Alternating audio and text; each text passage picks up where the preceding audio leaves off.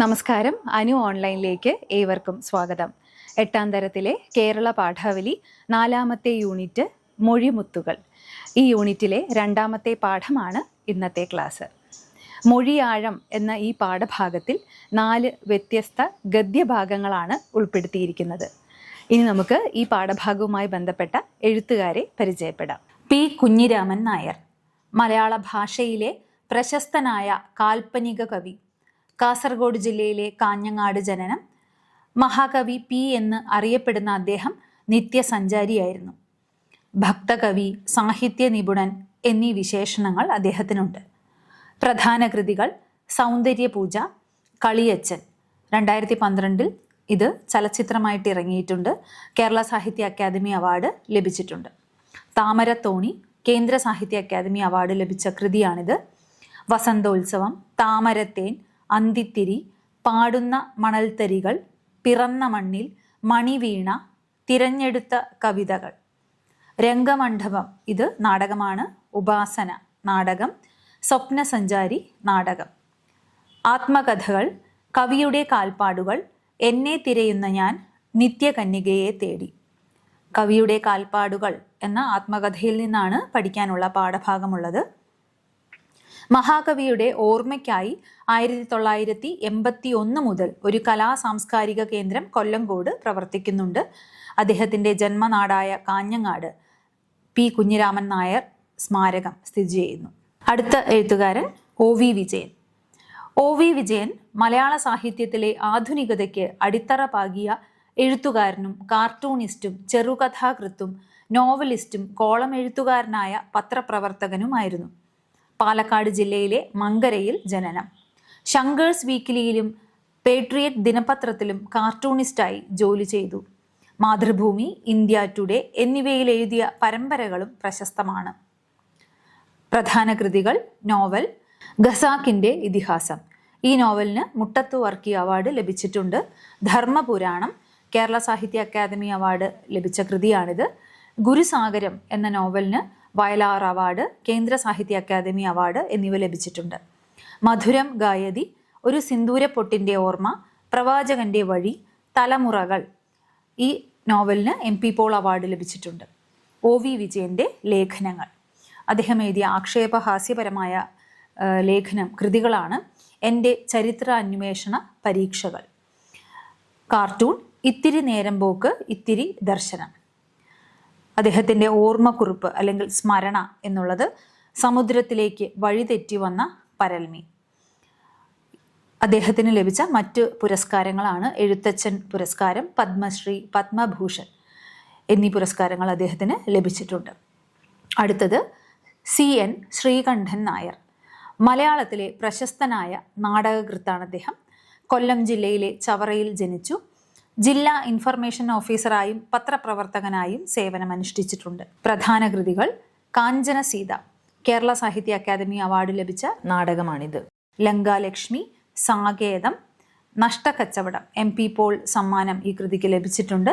ആ കനി തിന്നരുത്, ഏട്ടിലെ പശു, മധുവിധു, സിന്ദൂരപ്പൊട്ട്, തിളയ്ക്കുന്ന മണ്ണ്, പിച്ചിപ്പൂ, പുളിയിലക്കര നേരിയത്. സാകേതം, ലങ്കാലക്ഷ്മി, കാഞ്ചന സീത എന്നിവ ഒരു നാടകത്രയമാണ്. ഇതിൽ കാഞ്ചന സീത എന്ന നാടകം ചലച്ചിത്രമാക്കപ്പെട്ടിട്ടുണ്ട്. അടുത്ത എഴുത്തുകാരൻ ആശാ മേനോൻ. യഥാർത്ഥ നാമം K ശ്രീകുമാർ. ആധുനിക മലയാള സാഹിത്യത്തിലെ നിരൂപകൻ. പാലക്കാട് ജില്ലയിലെ കൊല്ലങ്കോട് ജനിച്ചു. ആധുനിക സാഹിത്യത്തിൻ്റെ ദർശനവും സൗന്ദര്യശാസ്ത്രവും വിശദീകരിക്കുന്ന നവീന ഭാവുകത്വം പ്രകടമാക്കുന്ന നിരൂപണങ്ങളിലൂടെയാണ് ആശാ മേനോൻ ശ്രദ്ധേയനായത്. അദ്ദേഹത്തിൻ്റെ പ്രധാന കൃതികൾ: പുതിയ പുരുഷാർത്ഥങ്ങൾ, കലിയുഗാരണ്യകങ്ങൾ, പരിവ്രാജകന്റെ മൊഴി, പ്രതിരോധങ്ങൾ, ഹെർബേറിയം, തനുമാനസി. ഈ കൃതിക്ക് കേരള സാഹിത്യ അക്കാദമി അവാർഡ് ലഭിച്ചിട്ടുണ്ട്. ജീവന്റെ കയ്യൊപ്പ് കേരള സാഹിത്യ അക്കാദമി അവാർഡ് ലഭിച്ച കൃതിയാണിത്. അടരുന്ന കക്കകൾ, പരാഗകോശങ്ങൾ, പയസ്വിനി, കൃഷ്ണശിലയും ഹിമശിരസും, ഖാൽസയുടെ ജലസ്മൃതി, ശാർദ സ്വരങ്ങൾ, ഇലമുളച്ചികൾ, ഓഷോവിൻ്റെ നീലഞരമ്പ്. സമഗ്ര സംഭാവനയ്ക്ക് നാലപ്പാടൻ അവാർഡ് അദ്ദേഹത്തിന് ലഭിക്കുകയുണ്ടായി. പാഠഭാഗത്തിന് മുമ്പായി കൊടുത്തിരിക്കുന്ന ബന്ധവാക്യത്തിന്റെ ആശയം കൂടി മനസ്സിലാക്കാം. ആഴിയിൽ തിര പോലെ മൊഴിയിൽ പൊരുൾ നിറയുമ്പോൾ ആഴമേറുന്നു, അഴകേറുന്നു, മൊഴി ആഴമായി മാറുന്നു. ആഴിയിലെ തിര, അതിന് ഒരിക്കലും അവസാനമില്ല. ഒരു തിരയ്ക്ക് പിന്നാലെ മറ്റൊരു തിര വന്നുകൊണ്ടേയിരിക്കും. അതുപോലെയാണ് വാക്കുകളുടെ പ്രവാഹം. മൊഴിയിൽ പൊരുൾ നിറയുമ്പോൾ വാക്കുകളുടെ അർത്ഥതലം തെളിഞ്ഞു വരുന്നു. മൊഴിയിൽ പൊരുൾ നിറയുക എന്നത് അർത്ഥം തെളിഞ്ഞു വരുന്നതിനെ സൂചിപ്പിക്കുന്നു. ആഴമേറുന്നു, അഴകേറുന്നു, മൊഴി ആഴമായി മാറുന്നു എന്നത് അതിൻ്റെ സൗന്ദര്യത്തെയും, അതായത് വാക്കുകൾ പ്രവഹിക്കുമ്പോഴുണ്ടാകുന്ന സൗന്ദര്യവും അതിൻ്റെ ആന്തരികാർത്ഥം, അതായത് ഉള്ളാഴവും കൂടി ചേരുമ്പോഴാണ് മൊഴിയാഴമായി മാറുന്നത്. അതിൻ്റെ അർത്ഥവ്യാപ്തി നമ്മുടെ വായനക്കാരുടെ ഉള്ളിലേക്ക് കടക്കുന്നത്. വായനക്കാരുടെ ഉള്ളിലാണ് ആ അർത്ഥവ്യാപ്തി പൂർണ്ണമാകുന്നതോടെ ഭാഷയുടെ അല്ലെങ്കിൽ പദങ്ങളുടെ ഒക്കെ സൗന്ദര്യം പൂർണ്ണമാകുന്നത്. ഈ ആശയമാണ് ഈ വരികളിലുള്ളത്. ഇനി നമുക്ക് ഗദ്യഭാഗത്തിലേക്ക് പോകാം. ആദ്യത്തേത് നീളാതീരത്ത്. കവിയുടെ കാൽപ്പാടുകൾ എന്ന ആത്മകഥാപരമായ കൃതിയിൽ നിന്ന് എടുത്തിട്ടുള്ളതാണിത്. പി കുഞ്ഞിരാമൻ നായരുടെ ആത്മകഥയാണ് കവിയുടെ കാൽപ്പാടുകൾ. വായിക്കാം.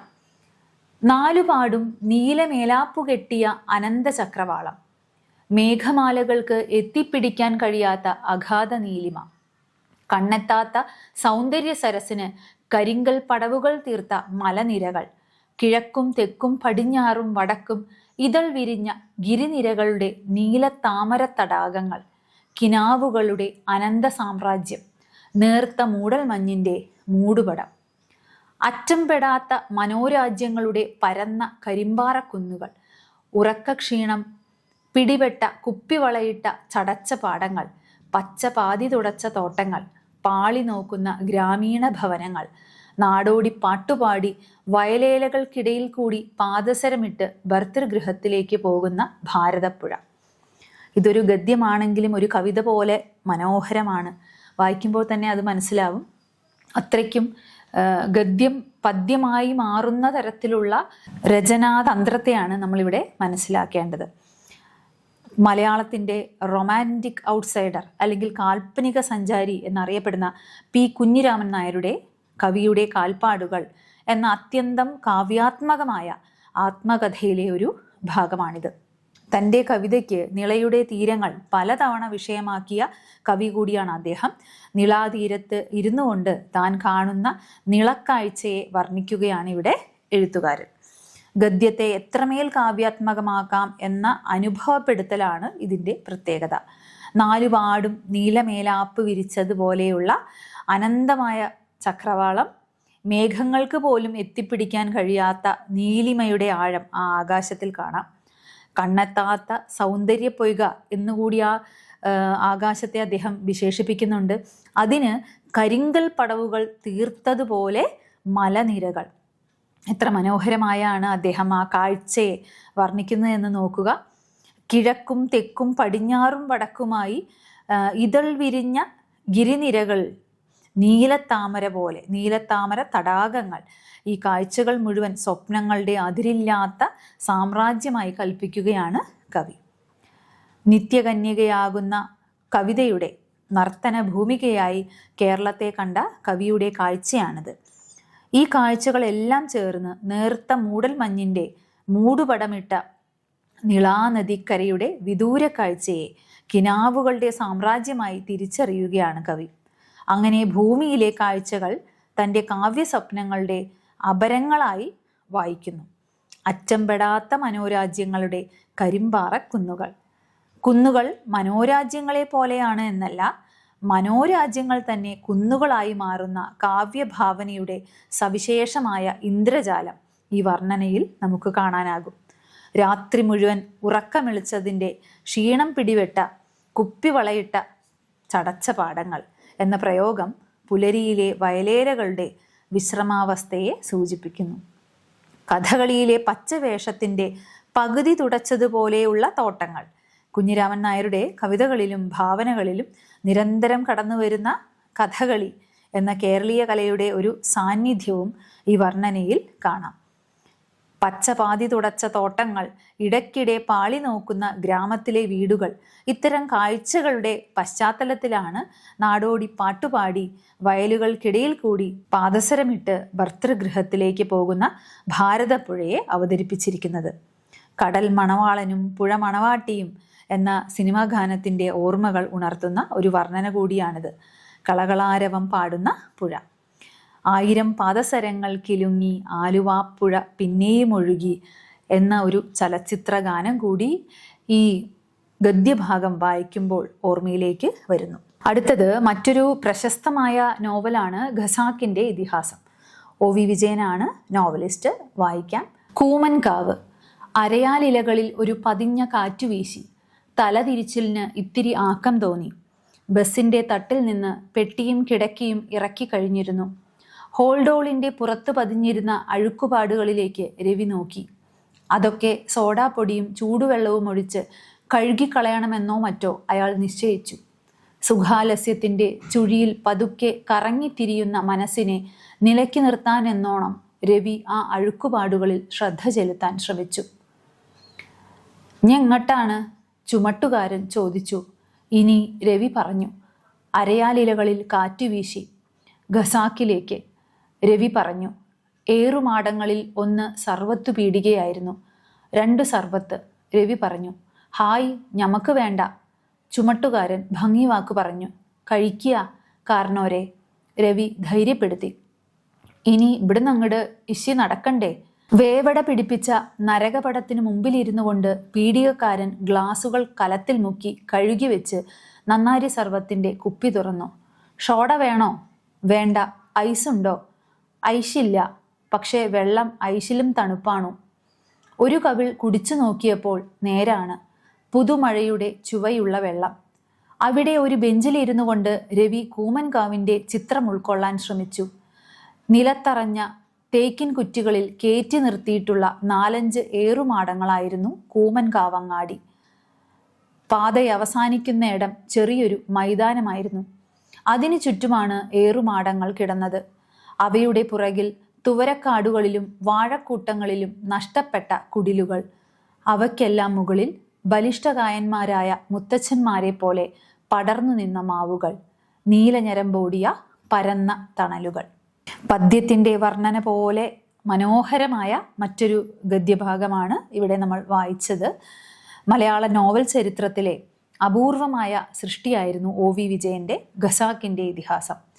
പാലക്കാട് ജില്ലയിലെ തസ്രാക്ക് എന്ന ഗ്രാമത്തെ പശ്ചാത്തലമാക്കി എഴുതപ്പെട്ട ആധുനിക മനുഷ്യജീവിതത്തിൻ്റെ ഇതിഹാസമാണ് ഖസാക്കിൻ്റെ ഇതിഹാസം എന്ന് തന്നെ പറയാം. ഖസാക്കിൻ്റെ ഇതിഹാസത്തിലെ മുഖ്യ കഥാപാത്രമായ രവി ഖസാക്കിലെ കൂമൻകാവിൽ വന്നിറങ്ങുന്ന സന്ദർഭമാണ് പാഠഭാഗത്തുള്ളത്. പ്രാദേശികമായ സംഭാഷണത്തിൻ്റെ തനിമയും ഗ്രാമീണമായ കാഴ്ചകളുടെ വർണ്ണനയും ഈ ഭാഗത്തുണ്ട്. നീണ്ട യാത്രയ്ക്ക് ശേഷം വന്നിറങ്ങുമ്പോൾ അരയാലിലകളിൽ കാറ്റുവീശിയാണ് കൂമൻകാവ് രവിയെ വരവേൽക്കുന്നത്.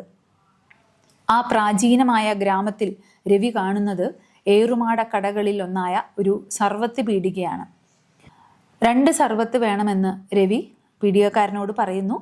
വേവട പിടിപ്പിച്ച നരകപടത്തിന് മുന്നിലിരുന്നു കൊണ്ട് പീടികക്കാരൻ ഗ്ലാസുകൾ കഴുകി നന്നാരി സർവത്ത് ഒഴിച്ചു. സോഡയ്ക്ക് ഷോഡ എന്നും ഐസിന് ഐഷ് എന്നും വെള്ളം ഐഷിലും തണുപ്പാണ് എന്നും മാനക മലയാളത്തിനുള്ള ജീവിത മലയാളത്തിൻ്റെ സംഭാഷണ ഭാഗമാണ് പിന്നെ നമുക്ക് കാണാൻ കഴിയുന്നത്. പുതുമഴയുടെ ചുവയുള്ള തണുത്ത വെള്ളം കുടിച്ചാണ് രവി കൂമൻകാവിൻ്റെ ചിത്രം ഉൾക്കൊള്ളാൻ ശ്രമിച്ചത്. ചിത്രം എന്ന പദത്തിൽ നോവൽ ഭാഷയുടെ അല്ലെങ്കിൽ ഗദ്യഭാഷയുടെ മർമ്മവും ജീവനുമുണ്ട് എന്ന് നമുക്ക് കാണാം. നിലത്തറഞ്ഞ തേക്കിൻ കുറ്റികളിൽ കയറ്റി നിർത്തിയിട്ടുള്ള 4-5 ഏറുമാടക്കടകൾ ഉണ്ടായിരുന്നു അങ്ങാടിയിൽ. പാത അവസാനിക്കുന്ന ഇടം ചെറിയൊരു മൈതാനമാണ്. അതിനു ചുറ്റും ഏറുമാടങ്ങൾ, അതിനു പിന്നിലായി ചെറുകാടുകളിൽ നഷ്ടപ്പെട്ടു പോകുന്ന ഒളിഞ്ഞിരിക്കുന്ന കുടിലുകൾ എന്നാണ് എഴുത്തുകാരൻ പറഞ്ഞിരിക്കുന്നത്. അവയ്ക്കെല്ലാം മുകളിൽ ബലിഷ്ഠകായന്മാരായ മുത്തച്ഛന്മാരെ പോലെ പടർന്നു നിന്ന മാവുകൾ, നീലഞരമ്പോടിയ പരന്ന തണലുകൾ എന്നിങ്ങനെയാണ് ഗ്രാമദൃശ്യത്തെ രവിയിലൂടെ ഇതിഹാസകാരൻ വരച്ചു കാണിക്കുന്നത്. സത്യത്തിൽ ഇതും ഒരു സഞ്ചാരമാണ്. ആധുനിക ജീവിതത്തിൻ്റെ ദാർശനികമായ സന്ദേഹത്തിൽ ഭ്രഷ്ടനാക്കപ്പെട്ട രവി ചെന്നിറങ്ങുന്ന ഈ കുഗ്രാമത്തിൻ്റെ കാഴ്ചകളെ ദൃശ്യവൽക്കരിക്കുന്ന ഗദ്യഭാഷയുടെ മറ്റൊരു സ്വഭാവമാണ് ഈ സന്ദർഭത്തിൽ കാണാൻ കഴിയുന്നത്. അടുത്തത് ഒരു നാടക ഭാഗമാണ്. ഓർമ്മയിലെ തീനാളങ്ങൾ. CN ശ്രീകണ്ഠൻ നായർ രചിച്ച സാകേതം എന്ന നാടകത്തിലെ ഭാഗമാണിത്. വായിക്കാൻ. ദശരഥൻ കൗസല്യയുടെ ആ കൈ പിടിച്ച് മുഖം അമർത്തുന്നു. ക്രമേണ തലപൊക്കി. ദേവി, ഇപ്പോൾ ആ ചിത്രം ഓർമ്മയിൽ തെളിഞ്ഞു. നീഹാരക്കോടിയിട്ട സരയൂതടം. 4-ാം യാമത്തിൽ ചിലയ്ക്കുന്ന കിളികൾ ഉണർന്നു കഴിഞ്ഞു. ഞാൻ പുൽത്തറയിൽ ഉറങ്ങുകയായിരുന്നു. ആന തുമ്പിക്കൈയിൽ വെള്ളം കോരുന്ന ശബ്ദം കേട്ട് പെട്ടെന്നുണർന്നു. വില്ലുകുലച്ച് ശബ്ദത്തിൻ്റെ ലാക്കു നോക്കി എയ്തു. കഷ്ടം, ആ നിലവിളി ഞാൻ ഇപ്പോഴും കേൾക്കുന്നു. ആ കൂരിരുട്ടിൽ ഞാൻ അവിടെ പാഞ്ഞെത്തി.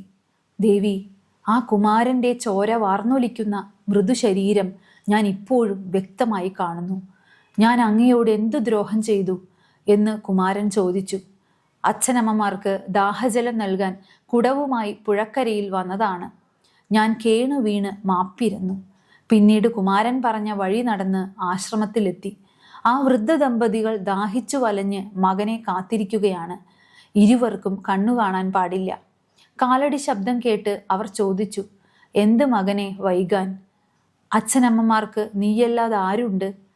ഞങ്ങൾ ദാഹിച്ചു വലഞ്ഞുവല്ലോ. വെള്ളത്തിൽ കളിച്ചു നീ സമയം പാഴാക്കി അല്ലേ? സംഭവിച്ചതെല്ലാം ഞാൻ തപസ്വികളെ അറിയിച്ചു. ഉടൻ മകൻ്റെ അരികിൽ കൊണ്ടുചെന്നാക്കണമെന്ന് അവർ ആവശ്യപ്പെട്ടു. അവിടെ ഇരുവരും മകൻ്റെ മൃതശരീരത്തിൽ കെട്ടിപ്പിടിച്ചു കരഞ്ഞു. ഒടുവിൽ മുനിയുടെ നിയോഗപ്രകാരം ഞാൻ ചിത കൂട്ടി. മകനെ തീയിൽ വെച്ച ശേഷം അച്ഛനും അമ്മയും ഒരുമിച്ച് ചിതയിൽ പ്രവേശിച്ചു. ശരീരത്തിൽ തീ കത്തിപ്പിടിക്കുമ്പോൾ മുനി ഇപ്രകാരം അരുളി ചെയ്തു, നീ അറിയാതെ ചെയ്ത പാപമാകയാൽ നിനക്ക് വലിയ വിപത്തുണ്ടാകയില്ല. പക്ഷേ നീയും പുത്രശോകത്താൽ മരിക്കും. ദേവി, ആ സ്ഫുടമായ വാക്യങ്ങൾ ഞാൻ ഇപ്പോഴും കേൾക്കുന്നു. ആ പൊട്ടിത്തെറിക്കുന്ന തീനാളങ്ങൾ എനിക്ക് വ്യക്തമായി കാണാം. ആ മുഹൂർത്തം അടുത്തു കഴിഞ്ഞു. ഇനിയൊരു രക്ഷാമാർഗമില്ല. ആ തീനാളങ്ങൾ ഇനി എന്നെ വിഴുങ്ങാൻ താമസമില്ല. രാമായണ നാടകത്രയത്തിൽ ഉൾപ്പെടുന്ന സാകേതം എന്ന നാടകത്തിലെ ഭാഗമാണ് ഓർമ്മയിലെ തീനാളങ്ങൾ. ശ്രീരാമ പട്ടാഭിഷേകം നിശ്ചയിച്ച വേളയിൽ 2ാം ഭാര്യയായ കൈകേയിയുടെ ആവശ്യപ്രകാരം ഭരതനെ യുവരാജാവായി അഭിഷേകം ചെയ്യേണ്ട പ്രതിസന്ധി ദശരഥൻ നേരിടുകയാണ്. ഒടുവിൽ ആ തീരുമാനത്തിന് വഴങ്ങുകയും കൈകേയിയുടെ തന്നെ ആവശ്യപ്രകാരം തൻ്റെ പ്രിയപ്പെട്ടവനായ രാമനെ വനവാസത്തിന് അയക്കുകയും ചെയ്യുന്ന തീരുമാനം ദശരഥൻ കൈക്കൊള്ളുന്നു. തുടർന്ന് പുത്രവിയോഗത്താലും സമ്മർദ്ദം മൂലം സ്വന്തം തീരുമാനം മാറ്റേണ്ടി വന്നതിനാലും വേദനിക്കുന്ന ദശരഥൻ്റെ അന്ത്യരംഗമാണ് പാഠഭാഗമായി കൊടുത്തിട്ടുള്ളത്. അന്ത്യയാത്രയ്ക്ക് തൊട്ടു മുമ്പുള്ള ദശരഥൻ്റെ വികാര വിചാരങ്ങളെ, ഓർമ്മകളെ വാക്കുകൾ കൊണ്ട് വരയ്ക്കുന്ന സന്ദർഭമാണിത്. യൗവനകാലത്ത് വേട്ടയാടലിനിടെ തെറ്റിദ്ധാരണ മൂലം അന്ധമാതാപിതാക്കളുടെ മകനെ അമ്പെയ്യേണ്ടി വന്ന ദശരഥന് ആ വൃദ്ധ ദമ്പതികളുടെ ശാപമേൽക്കുന്നു. തങ്ങൾക്ക് വേണ്ടി ദാഹജലത്തിനായി പോയ മകനെ കൊലപ്പെടുത്തിയ ദശരഥൻ പുത്രദുഃഖത്താൽ മരിക്കും എന്നായിരുന്നു ആ ശാപം. അന്ത്യനിമിഷത്തിൽ ദശരഥൻ ആ ശാപകഥ ഓർത്തുകൊണ്ട് തൻ്റെ ഭാര്യയായ കൗസല്യയോട് ഇങ്ങനെ പറയുന്നു. സരയൂ നദിയിൽ പുലരിയുടെ 4-ാം യാമത്തിൽ ആന തുമ്പിക്കൈയിൽ വെള്ളം കോരുന്ന ശബ്ദം കേട്ട് ലക്ഷ്യമാക്കിയെയ്ത അമ്പ് മുനികുമാരൻ്റെ ദേഹത്താണ് പതിച്ചത്. കുമാരൻ മരിക്കുന്നതിന് തൊട്ടു മുമ്പ് ഞാൻ എന്ത് ദ്രോഹമാണ് അങ്ങയോട് ചെയ്തതെന്ന് ചോദിക്കുന്നു. ആ ചോദ്യം ഇപ്പോഴും ദശരഥനെ വേട്ടയാടുന്നു. തുടർന്ന് ആ കുട്ടി പറഞ്ഞ സ്ഥലത്തേക്ക് എത്തുന്ന ദശരഥൻ കാര്യങ്ങളെല്ലാം മാതാപിതാക്കളോട് പറയുന്നു. മകൻ്റെ മൃതശരീരത്തിൽ കെട്ടിപ്പിടിച്ചുകൊണ്ട് വിഷാദം കലർന്ന ശബ്ദത്തിൽ അവർ പറയുന്നു, പുത്രശോകത്താൽ നീയും മരിക്കുമെന്ന്. മകൻ്റെ മൃതശരീരം ദഹിപ്പിക്കാനായി കൂട്ടിയ ചിതയിലേക്ക് പ്രവേശിച്ചുകൊണ്ട് തങ്ങളുടെ ശരീരത്തിൽ തീ ആളിപ്പിടിക്കുന്ന സന്ദർഭത്തിൽ മുനി ദശരഥനെ ശപിക്കുകയാണ്. ആ വാക്യങ്ങൾ മനസ്സിൽ ഇരമ്പിക്കൊണ്ട് പൊട്ടിത്തെറിക്കുന്ന തീനാളങ്ങളെ കണ്ടുകൊണ്ട് തൻ്റെ അന്ത്യനിമിഷങ്ങളെക്കുറിച്ച് ദശരഥൻ പറയുന്നതാണ് ഈ സന്ദർഭം. ഭാഷയുടെ ധ്വന്യാത്മകതയും ദൃശ്യാത്മകതയും വിനിമയ സാധ്യതകളും ഏറെ ഉപയോഗിക്കുന്ന ഒരു സാഹിത്യരൂപം അഥവാ കലാരൂപം എന്ന നിലയിലേക്ക് ഈ തരത്തിലാണ് നാടകം ഉയരേണ്ടത്. അല്ലെങ്കിൽ അതിനൊരു ഉദാഹരണമാണ് ഇവിടെ സാകേതം എന്ന നാടകത്തിൻ്റെ ഈ ഭാഗം. ഇനി നമുക്ക് അടുത്ത ഗദ്യഭാഗം വായിക്കാം. ആശാമേനോന്റെ അടരുന്ന കക്കകൾ എന്ന കൃതിയിൽ നിന്ന് എടുത്തിട്ടുള്ള ഭാഗമാണിത്. ഒരു തൂവലിന്റെ കഥ. കിൽമിഞ്ചാരോ പർവ്വത നിരകളിൽ പ്രചാരമുള്ള നാടോടി കഥയുണ്ട്. മരുഭൂമിയുടെ ഹൃദയഭാഗത്തിൽ എവിടെയോ അല്പം തെളിനീർ ഊറുന്ന ഒരു ജലാശയം. ഒരിക്കൽ ഏതോ പ്രാകൃത ഗോത്രത്തിൽപ്പെട്ട ഒരു ബാലൻ ആ ജലാശയത്തിന് സമീപമെത്തുന്നു. ദാഹാർത്തനായ അവൻ കൈക്കുമ്പിളിൽ ജലമെടുത്ത് കുടിക്കാൻ ഒരുങ്ങുകയാണ്. ഒരിറക്ക്, രണ്ടിറക്ക്. പൊടുന്നനെ അവൻ്റെ കണ്ണഞ്ചിപ്പോയി. മഹാകാശങ്ങളിലേക്ക് അതിവേഗം പറന്നു ചെല്ലുന്ന ഒരു പത്മരാഗ പക്ഷിയുടെ പൂഞ്ചിറകുകൾ അവൻ്റെ കൈത്തലത്തിലെ ജലാശയത്തിൽ പ്രതിഫലിക്കുന്നു. അത്രയും ചെമപ്പാർന്ന ഒന്നും തന്നെ അവൻ കണ്ടിരുന്നില്ലല്ലോ. ആ കാഴ്ച ഒരു മിന്നൽ പോലെ അവനിലൂടെ കടന്നുപോയിരിക്കണം. പത്മരാഗ പക്ഷിയെ അന്വേഷിച്ച് പുറപ്പെടാൻ അവൻ തയ്യാറായത് അതിനാലാവണം. രാപ്പകലുകൾ കടന്ന് നിലാവും പൗർണമിയും കടന്ന് ബാലൻ തിരഞ്ഞുപോയ വഴികളിലൊന്നും തന്നെ ആ പക്ഷിയെ കണ്ടവരാരുമില്ലായിരുന്നു. പതുക്കെ പതുക്കെ മാസങ്ങളും വർഷങ്ങളും പിന്നിട്ടു. പത്മരാഗ പക്ഷിക്കു വേണ്ടിയുള്ള ആരായൽ അവസാനിച്ചില്ല. ബാല്യത്തിലെന്നോ അനുഭവപ്പെട്ട ഒരു ഒളിവെട്ടം ജീവിതത്തിൻ്റെ തന്നെ ദിശയായി തീർന്നത് അവൻ അറിഞ്ഞില്ല. ചിരപരിചിതമായ ഒന്നിനെക്കുറിച്ചെന്നതുപോലെ ആ ബാലൻ പലരോടും ആ പക്ഷി എവിടെയെന്ന് ചോദിക്കുമായിരുന്നു. ചെമന്ന ചിറകുകളുള്ള ഒരു കൈത്തലത്തോളം മാത്രം പോന്ന ശരപ്പക്ഷി എവിടെയാണ് കൂടുകൂട്ടുന്നതെന്ന് പറഞ്ഞു തരാമോ? കുറെ ചെന്നപ്പോൾ ഒരു വൃദ്ധൻ മാത്രം മറുപടി പറയുകയുണ്ടായി. യാത്രയുടെ നിർണായകമായൊരു നിമിഷത്തിൽ, കുഞ്ഞെ, വടക്കൻ പർവ്വതനിരകളിലേക്ക് നീ വിവരിക്കുന്നത് പോലൊരു പക്ഷി പറന്നകലുന്നത് ഞാൻ മുമ്പ് കണ്ടിട്ടുണ്ട്. കയറിച്ചെല്ലാൻ എളുപ്പമല്ലാത്ത ആ പർവ്വതനിരകളിലേക്ക് ബാലൻ പുറപ്പെടുക തന്നെയാണ്. പരിക്ഷീണതകൾ തെല്ലും വകവയ്ക്കാതെ കൈകാലുകൾ തളരുമ്പോഴൊക്കെയും ആ ചെമന്ന ചിറകുകൾ ഏതോ ഊർജസന്നിധിയായി ആ അന്വേഷിക്ക് അനുഭവപ്പെട്ടിരിക്കണം. പർവ്വതത്തിൻ്റെ മുകളിലെത്തിയപ്പോഴേക്കും ആ നാടോടി കുഴഞ്ഞുപോയി. അപ്പോഴും നിവർത്തിപ്പിടിച്ച കൈത്തലവുമായി അവൻ അവിടെ മറിഞ്ഞു വീണു. മൃതിയുടെ തിമിരം വീഴുന്നതിന് മുമ്പ് ഒരിക്കൽ കൂടി ആ ചിറകുകൾ കൺപാർത്തുകൊണ്ട് ആ നിമിഷം മുകളിൽ എവിടെ നിന്നോ ഒരു പത്മരാഗത്തൂവൽ ആ കൈവെള്ളയിൽ പാറി വീഴുകയാണ്. നിങ്ങളുടെ കൺവെട്ടത്തെങ്ങാനും അത്തരമൊരു ചിറകടി പ്രത്യക്ഷപ്പെട്ടിട്ടുണ്ടോ?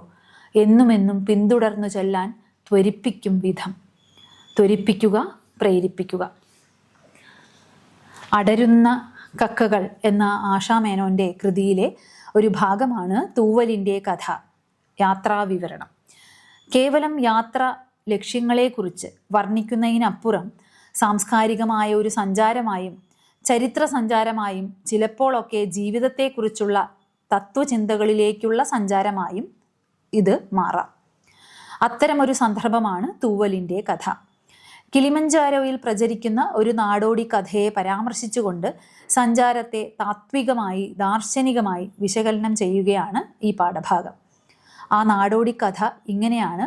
മരുഭൂമിയുടെ ഹൃദയഭാഗത്ത് തെളിനീരൊഴുകുന്ന ജലാശയത്തിൽ പ്രാകൃത ഗോത്രത്തിൽപ്പെട്ട ഒരു ബാലൻ ദാഹാർത്തനായി ജലമെടുത്തു കുടിക്കാൻ ഒരുമ്പിടുമ്പോൾ അവൻ്റെ കണ്ണഞ്ചിപ്പോകുന്ന തരത്തിൽ ആകാശത്തിലേക്ക് പറന്നു പോകുന്ന ഒരു പത്മരാഗ പക്ഷിയുടെ ചിറകുകൾ ജലത്തിൽ പ്രതിഫലിക്കുന്നു. ആ കാഴ്ച ഒരു മിന്നൽ പോലെ അവനെ യാത്രയ്ക്ക് ഉത്സുകനാക്കുന്നു. ഒരു മിന്നൽ പിണരിൻ്റെ പ്രകാശം പോലെ അവൻ്റെ മനസ്സിൽ പതിഞ്ഞ പത്മരാഗ പക്ഷിയുടെ തൂവലിൻ്റെ പ്രതിച്ഛായ യാഥാർത്ഥ്യം തേടിയുള്ള യാത്രയിലേക്ക് അവനെ നയിക്കുന്നു. അവൻ പിന്നെ സഞ്ചാരം തുടങ്ങുകയാണ്. ജലത്തിൽ തെളിഞ്ഞുകണ്ട പത്മരാഗ പക്ഷിയുടെ യാഥാർത്ഥ്യം തേടിയുള്ള സഞ്ചാരം. ആ പക്ഷിയുടെ കൂടെ എവിടെയാണെന്ന് ഒരുപാട് പേരോട് ചോദിക്കുന്നു. ഒരുപാട് സ്ഥലങ്ങളിൽ അന്വേഷിച്ചു. ഒടുവിലൊരു വൃദ്ധൻ പറഞ്ഞു, വടക്കൻ പർവ്വതനിരകളിൽ എവിടെയോ ആ പക്ഷിയുണ്ട്. അവിടേക്ക് അപരിചിതമായ വഴികളിലൂടെ പിന്നീട് സഞ്ചരിക്കുന്നു അവൻ. തളർച്ച തട്ടാതെ സഞ്ചരിക്കുവാൻ അവനെ പ്രേരിപ്പിക്കുന്നത് ആ കടും ചുവപ്പ് നിറമാർന്ന ചിറകുകളിൽ കണ്ട ആ ഭംഗിയാണ്. പർവ്വതത്തിന് മുകളിൽ എത്തിയപ്പോഴേക്കും ആ സഞ്ചാരിയായ നാടോടി പയ്യൻ നിവർത്തിപ്പിടിച്ച കൈത്തലവുമായി കുഴഞ്ഞു വീണു. നീണ്ട യാത്രയ്ക്കും തളർച്ചയ്ക്കും ഒടുവിൽ മരണത്തിൻ്റെ ഇരുട്ട് അവനിൽ മൂടുന്നതിന് മുമ്പ് ഒരിക്കൽ കൂടി ആ ചിറകുകൾ ആകാശത്തിൻ്റെ അപാരതയിൽ എവിടെ നിന്നോ ഒരു പത്മരാഗത്തൂവൽ അവൻ്റെ കൈവള്ളിയിലേക്ക് പാറി വരുന്നു. നമ്മുടെ ഓരോരുത്തരുടെയും സ്വപ്നങ്ങളിൽ, നമ്മുടെ ഓരോരുത്തരുടെയും യാത്രകളിൽ അത്തരമൊരു ചിറകടിയെ തേടിയുള്ള മാനസികമായ വിചാരങ്ങളുണ്ട്. എന്നും പിന്തുടർന്നു ചെല്ലാൻ പ്രേരിപ്പിക്കുന്ന തരത്തിലുള്ള അത്തരം ലക്ഷ്യങ്ങളാണ്, അല്ലെങ്കിൽ അത്തരം സ്വപ്നങ്ങളാണ് ഓരോ യാത്രയും എന്ന് പറയുകയാണ് ഇവിടെ ആശാമേനോൻ. യാത്രയെ കേവലം ഒരു യാത്ര എന്ന തരത്തിൽ നിന്നും സർഗാത്മകമായ ഒരു അന്വേഷണത്തിലേക്ക്, ജീവിതത്തിൻ്റെ അനന്തവും അപാരവുമായ അർത്ഥതലങ്ങളിലേക്ക്, നിത്യസുന്ദരങ്ങളായ സ്വപ്നങ്ങളിലേക്ക് നമ്മെ നയിക്കുന്നു. യാത്രാവിവരണം എന്നത് കാണുന്നവയെ കാണിച്ചു കൊടുക്കുന്ന കല മാത്രമല്ല, കാണാൻ കഴിയുന്നവയ്ക്ക് അപ്പുറത്തേക്ക് നോക്കുകയും കാണുന്നതിനപ്പുറത്തേക്ക് കാണുകയും ചെയ്യുന്ന മാനസികമായ ഉൾക്കണ്ണിൻ്റെ ദർശനത്തെ മറ്റുള്ളവരിലേക്ക് പകരുക എന്ന കുറേ കൂടി ഉയർന്ന ഒരു സഞ്ചാര സാഹിത്യ സങ്കല്പം ഈ ഭാഗത്തുണ്ട്, ഈ പാഠഭാഗത്ത് ഉണ്ട് എന്ന് നമുക്ക് മനസ്സിലാക്കാം. 4 വ്യത്യസ്ത ഗദ്യഭാഗങ്ങളും ഏവരും ആസ്വദിച്ച് കാണുമെന്ന് കരുതുന്നു. അടുത്ത ക്ലാസ്സിൽ പാഠഭാഗവുമായി ബന്ധപ്പെട്ട ചോദ്യോത്തരങ്ങളാണ്. ഇന്നത്തെ ക്ലാസ് ഇവിടെ അവസാനിപ്പിക്കുകയാണ്. നന്ദി, നമസ്കാരം.